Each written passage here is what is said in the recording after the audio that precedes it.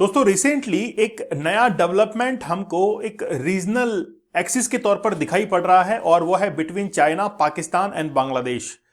और बात यह है कि इस डिक्टेटरशिप के अंदर जो कि चाइना अपना प्रभुत्व स्थापित करना चाहता है, इसके अंदर बांग्लादेश एक कमजोर खिलाड़ी है। कम अनुभव उसके पास में है, बहुत कम एक्सपीरियंस उसके पास में है। बांग्लादेश का अगर इतिहास की हम लोग बात करें तो 1971 से इसका इतिहास शुरू हुआ है। और रिसेंटली आपको पता होगा कि एक बहुत बड़ा डिप्लोमेटिक चेंज और एक पॉलिटिकल मूव जो है वो बांग्लादेश के अंदर हुआ था 5 अगस्त 2024 को, जिस समय शेख हसीना ने भारत के अंदर कदम रखे थे। उसके बाद में बांग्लादेश की पूरी रणनीतियां बदल गई थी यूनुस खान को लेकर। और खास बात यह है कि यूएसए ने अपने जो कठपुतली पपेट जो है वो बांग्लादेश के अंदर छोड़ दिए थे। मैं थोड़ा सा एक इतिहास आपको याद दिलाना चाहूंगा बांग्लादेश के लिए।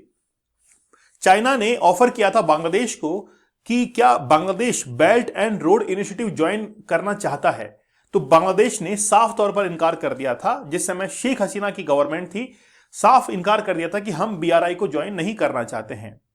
चाइना को यह लगने लगा कि आखिरकार इसको डेट ट्रैप के अंदर कैसे फंसाया जाए, क्योंकि पाकिस्तान ऑलरेडी फंस चुका था, श्रीलंका ऑलरेडी फंस चुका था, म्यांमार ऑलरेडी फंस चुका था। अब जो है वो बारी बांग्लादेश की थी, लेकिन शेख हसीना के होते हुए ये चीज जो है वो पॉसिबल नहीं थी। अब जो है बांग्लादेश के अंदर यूनुस खान की सरकार है। अब चाइना बांग्लादेश को ये ऑफर कर सकता है कि आप बीआरआई को ज्वाइन कर लीजिए। आप मुझे कमेंट सेक्शन में जरूर बताइएगा कि यूरोप के अंदर वो पहला कंट्री कौन सा था जिसने बीआरआई को ज्वाइन किया था, और वो भारत का भी एक मित्र राष्ट्र है। तो बांग्लादेश जिसने बीआरआई को ज्वाइन करने से इनकार कर दिया था, साफ तौर पर जाहिर है कि अगर वो रीजनल एक्सिस का हिस्सा बनता है तो उसके बाद में बीआरआई को आसानी से ज्वाइन कर सकता है। रिसेंटली बांग्लादेश के जो फॉरेन अफेयर्स एडवाइजर हैं तौहीद खान, उन्होंने हाल ही में एक प्रेस कॉन्फ्रेंस की और ये कहा कि हम लोग जो है वो क्या करने जा रहे हैं, एक नया रीजनल एक्सिस जो है उसको बिल्ड करने के लिए जा रहे हैं, जिसमें बांग्लादेश जो है वो हमारे साथ में रहेगा। तो बांग्लादेश के फॉरेन अफेयर्स जो एडवाइजर हैं तौहीद हुसैन, उन्होंने कहा कि ढाका जो है वो जल्द ही एक रीजनल कॉर्पोरेशन को ज्वाइन कर सकता है, रीजनल एक्सेस को ज्वाइन कर सकता है। लेकिन ये बात जो है वो ना तो नेपाल के लिए और ना ही भूटान के लिए जो है वो सही होगी, क्योंकि नेपाल और भूटान इसको ज्वाइन नहीं करेंगे। नेपाल को पता है कि मैं एक बफर स्टेट हूं between China and Bharat, India, तो वो कभी भी जो है दो चक्कियों के बीच में पिस सकता है। इसीलिए नेपाल को तो ये सख्त हिदायत है कि ज्यादा नाटक किया तो एक चींटी की तरह जो है मसल दिया जाएगा, पता नहीं लगेगा कि अस्तित्व था कि नहीं था। हां, भले ही तुम लोग किसी के गुलाम ना रहे हों, लेकिन नेपाल को यह पता है कि अगर आज हमारी इकोनॉमी चलती है तो भारत का उसमें बैक सपोर्ट जो है जरूरत पड़ती है। बात रही भूटान की, तो भूटान के साथ में हमारे हाइड्रो इलेक्ट्रिक जो पावर प्रोजेक्ट्स हैं वो काफी अच्छे से रन करते हैं। साथ ही के अंदर भूटान को यह भी पता है कि भूटान के ऊपर अगर कोई आंच आती है तो भारत ही वो पहला देश बनेगा जो कि भूटान का साथ देगा। इसलिए नेपाल और भूटान भारत से बिना पूछे हुए कभी भी इस एक्सेस को ज्वाइन नहीं कर सकते हैं। हो सकता है कि नेपाल चाइना के इन्फ्लुएंस में आकर भले ही एक बार कदम उठा ले, लेकिन वो भी उसके लिए पछतावा होगा। तो अभी का डेवलपमेंट ये है कि चाइना, पाकिस्तान और बांग्लादेश मिलकर एक रीजनल एक्सिस जो है वो बनाना चाहते हैं। पहले तो आप ये समझिए कि आखिरकार ये रीजनल एक्सिस होता क्या है। रीजनल एक्सिस की डेफिनेशन को हम लोग इस तरीके से क्लैरिफाई कर सकते हैं कि एक पर्टिकुलर रीजन, और रीजन कौन कौन से हो सकते हैं, जैसे ईस्ट एशिया है, साउथ ईस्ट एशिया है, साउथ एशिया है, सेंट्रल एशिया है, नॉर्थ वेस्ट एशिया है, साउथ वेस्ट एशिया है, नॉर्थ ईस्ट एशिया है। तो ये क्या है कि रीजन है।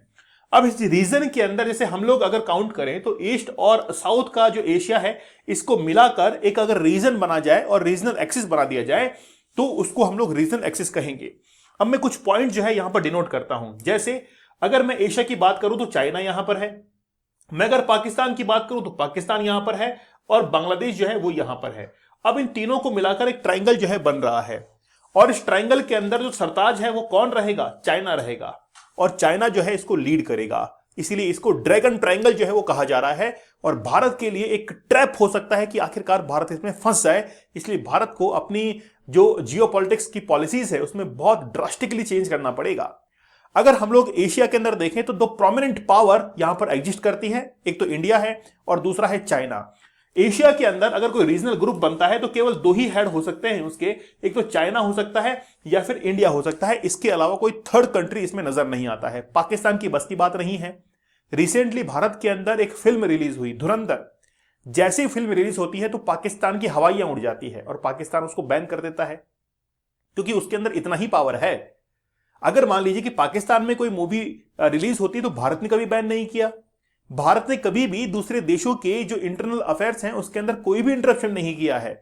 तो जब हमारे एक मूवी बनाने से पाकिस्तान की हवा टाइट हो सकती है, उसको लूज मोशंस लग सकते हैं, तो जब हम लोग उसको असली मूवी दिखाएंगे बॉर्डर के ऊपर, तब उसका क्या होगा?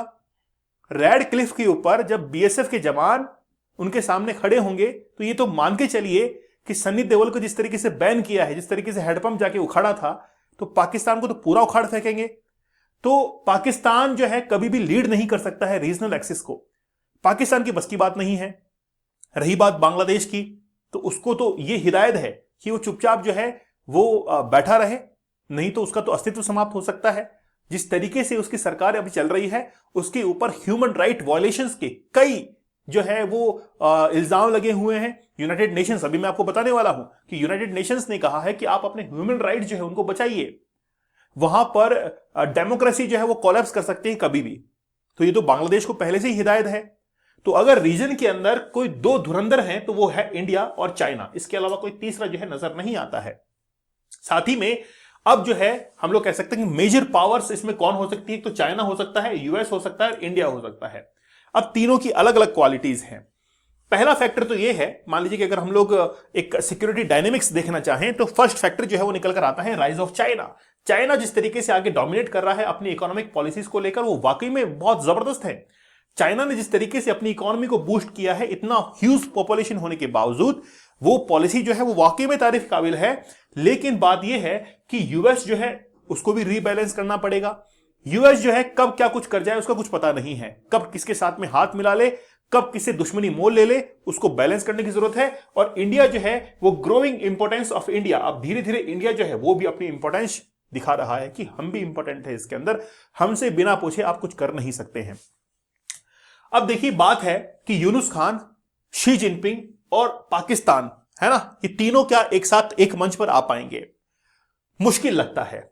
जिस तरीके से रिसेंटली पाकिस्तान की रणनीतियां रही हैं जियोपॉलिटिक्स को लेकर, यूएसए से हथियार खरीदना, रिसेंटली आपको पता होगा कि यूएसए ने कहा है कि हम लोग आपको जो 16 लिंक्स वगैरह हैं वो आपको प्रोवाइड करवाएंगे ताकि आप अपने जो अपनी जो धरती है, अपना जो देश है वहां पर यूएसए की सहायता से कोई मिलिट्री ऑपरेशन कर सकें।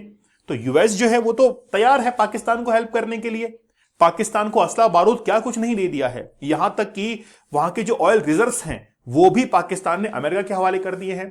रेयर अर्थ मिनरल्स को लेकर रिसेंटली पाकिस्तान और यूएस के बीच में डील हुई है और पसानी पोर्ट जो है वो दिया जाएगा यूएसए को। तो इतना सब कुछ हो रहा है, तो क्या आप मुझे बताइए कि चाइना इस चीज को बर्दाश्त करेगा? चाइना ये कहेगा कि यार तुम या तो यूएसए का साथ ले लो या फिर हमारा साथ ले लो। तो यूएसए जो है यानी कि चाइना जो है, माफ कीजिएगा, चाइना जो है वो अपना स्वार्थ सिद्ध करने के लिए ही इस एक्सेस में आएगा और दोनों बंदों को लूट कर जो है यहां से निकल जाएगा। रही बात इस गरीब व्यक्ति की, ये तो साला कुछ समझ नहीं पा रहा है कि मैं करूं तो क्या करूं। यूएसए का साथ दूं जिसने मेरे को 2006 के अंदर नोबेल पीस प्राइज दिया था, या चाइना का मैं साथ दूं? किसका मैं साथ दूं समझ नहीं पा रहा है व्यक्ति, क्योंकि ये तो शांति का समर्थक था लेकिन अब पॉलिटिक्स के अंदर आ चुका है, समझ नहीं पा रहा है। तो हम तो इसको माफ करते हैं कि भाई थोड़े दिन में तेरे को अकल आ जाएगी, समझ जाएगा, तेरा स्ट्रेस लेवल कम होगा, तब जाकर चीजों को समझेगा। और ये व्यक्ति जो है, जो कि लाल नकाब में आपको दिखाई दे रहा है, ये व्यक्ति जो है दोनों का ही शोषण करने वाला है। As according to Indian constitution article 23, इसमें हम लोग कहते हैं कि शोषण के विरुद्ध अधिकार है ना, राइट अगेंस्ट एक्सप्लॉयटेशन। तो दोनों जो है शोषण का शिकार होने वाले हैं और शोषण करने वाला व्यक्ति ये बीच में खड़ा व्यक्ति है। अब भारत के लिए एक चिंता का विषय यह है कि भारत जो है वो ड्रैगन ट्रायंगल से घिर चुका है। एक तरफ पाकिस्तान, बांग्लादेश और चाइना है। अब भारत के लिए तो बांग्लादेश भी एक मुसीबत है, कल को वो भी वहां पे से थोड़ा सा इन्फिल्ट्रेट करते हैं तो हमारी बॉर्डर जो है वो भी इनसिक्योर हो सकती है। तो हमारे लिए तो बांग्लादेश भी खतरा बना हुआ है। पाकिस्तान ऑलरेडी है, चाइना ऑलरेडी है, 1962 है ना, और 1999 इससे पहले भी वॉर हुए। तो इनसिक्योरिटी जो है वो तो पाकिस्तान से भी है, चाइना से भी है, लेकिन बांग्लादेश नया ही पैदा कर दिया है कि यार ये भी लड़ेगा भारत के खिलाफ। तो एक ट्रायंगल जो है वो हमारे पास में जो है वो निकलकर सामने आता है, इसको ड्रैगन ट्रायंगल नाम दिया गया है। और भारत की चिंता का विषय यह है कि आखिरकार इन तीनों को बैलेंस कैसे किया जाए। रिसेंटली जैसे ही पुतिन की विजिट इंडिया के अंदर होती है तो हमने साफ तौर पर संदेश दे दिया है कि पुतिन महोदय जो है वो हमारे साथ में है, और इस बात की चर्चा यूएसए के सीनेट के अंदर भी हो रही है और वहां पर तस्वीरें दिखाई जा रही है कि पुतिन जो है वो इंडिया के अंदर पहुंच चुका है और अमेरिका यहां पर क्या कर रहा है। ये साफ तौर पर जाहिर है कि जो बड़ी बड़ी शक्तियां हैं वो किसके साथ में हैं, वो भारत के साथ में हैं। आज देखिए कि रशिया, पुतिन जो है भारत में आना, ये बहुत बड़ा एक सिंबॉलिक जो है हम लोग कह सकते हैं थ्रेटन है उन कंट्रीज के लिए जो कि भारत की तरफ आंख उठाकर देखते हैं। उनको लगता है कि यार भारत तो कुछ भी नहीं है, यहां पर तो केवल पॉपुलेशन का खेल चल रहा है। लेकिन ये बात जो है वो गलत है। भारत को भी अपनी पॉलिसीज के अंदर चेंज करना ही पड़ेगा, थोड़ा सा और एग्रेसिवली जो है इंटरनेशनल लेवल पर आना पड़ेगा।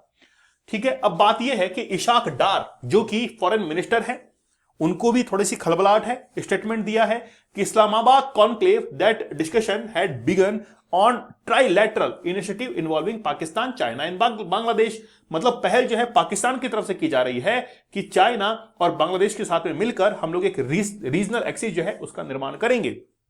जिक्र इस बात का भी किया गया कि 5 अगस्त को जो शेख हसीना भारत के अंदर आती हैं, है ना, उसके बाद में जैसे यूनाइटेड नेशंस वगैरह हैं या यूनाइटेड स्टेट्स हैं, उन्होंने कहा कि यार तुम लोग जो है ना अपने ह्यूमन राइट्स को प्रिवेंट करो बांग्लादेश के अंदर, तुमसे अपना देश संभल नहीं रहा है, वहां पे डेमोक्रेसी कोलैप्स कर रही है, तो बांग्लादेश जो है वो आखिरकार आ क्यों रहा है। देखिए, बांग्लादेश खुद नहीं मिलना चाहता है, उसको बुलाया जा रहा है। अमेरिका धक्का मार रहा है और चाइना बुला रहा है, पाकिस्तान के साथ में हाथ मिला रहा है। तो एक्चुअली में यूएसए को यह लगता है कि यार अगर कोई देश जो है रेस में हमसे आगे निकल जाए, इससे बढ़िया है कि उसके दुश्मन पैदा कर दिए जाएं। तो यूएसए को लगता है कि यार भारत जो है वो बहुत तेज गति से आगे बढ़ रहा है, तो क्यों ना इसके दुश्मन जो है इसके आजू बाजू में तैनात कर दिए जाएं, ताकि इंडिया जो है इनसे लड़ता रहे और अपनी शक्ति को खो दे। हमको अपनी बॉर्डर्स को वाकई में बहुत सिक्योर जो है करना पड़ेगा। और खास बात यह है कि बांग्लादेश के जो स्टूडेंट्स हैं उनको जो हाई वीजा जो फीस है वो उनके ऊपर लग रही है, वो विदेश के अंदर पढ़ाई करने के लिए अब जा नहीं पा रहे हैं। तो बांग्लादेश जो है वो तो खुद ही अपनी पोटेंशियल को इंक्रीज नहीं कर पा रहा है। तो जो ये रीजनल एक्सिस है वो आखिरकार टारगेट किसको कर रहा है, सार्क को कर रहा है। आप देखिए कि जैसे सार्क है, अब सार्क वगैरह जो है इसी के कंपेटिटिव में एक और रीजनल एक्सिस जो है वो खड़ा करना चाहता है कौन, आज चाइना, बांग्लादेश और पाकिस्तान। लेकिन मुझे थोड़ा सा मुश्किल लगता है कि ये लोग नहीं कर पाएंगे, क्योंकि इसके अंदर परमानेंट पावर्स नहीं है।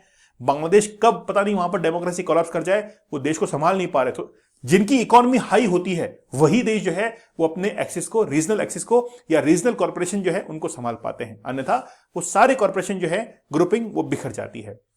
आप लोग का क्या मानना है मुझे आप लोग कमेंट सेक्शन में जरूर बताइएगा।